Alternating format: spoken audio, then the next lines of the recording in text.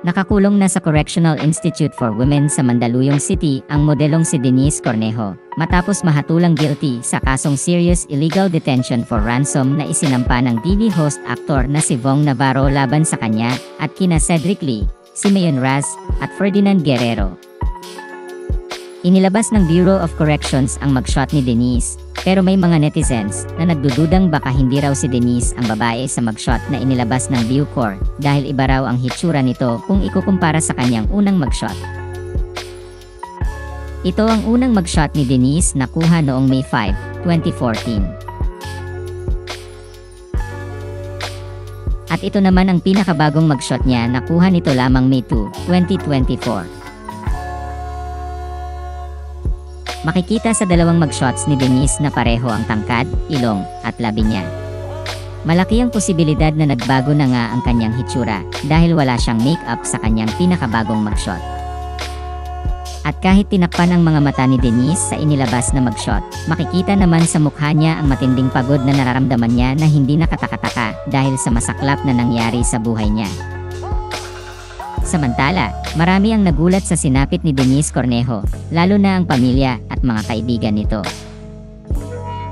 Ayon sa ulat ng pep.ph, hindi pa nagbibigay ng pahayag ang kanyang mga kamag-anak at tagapagtanggol, ilang araw matapos siyang hatulan ng Taguig Regional Trial Court ng Reclusion Perpetua o habang buhay na pagkabilanggo, kaugnay ng kasong serious illegal detention for ransom na ikinaso ni Vong Navarro laban sa kanya. Narito naman ang unang mugshot ng negosyanteng si Cedric Lee na kuha noong April 27, 2014.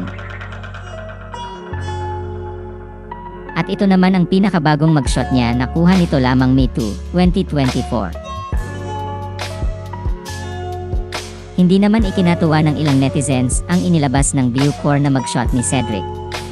Makikita kasi sa bagong mugshot ni Cedric na nakangiti ito at parang hindi apektado sa parusang habang buhay na pagkakakulong na ipinataw sa kanya. Ayon sa ulat ng pep.ph, napapatanong tuloy ang ilang netizens kung may nalalaman nga bang parating na good news ang negosyante na walang kaalam-alam ang publiko.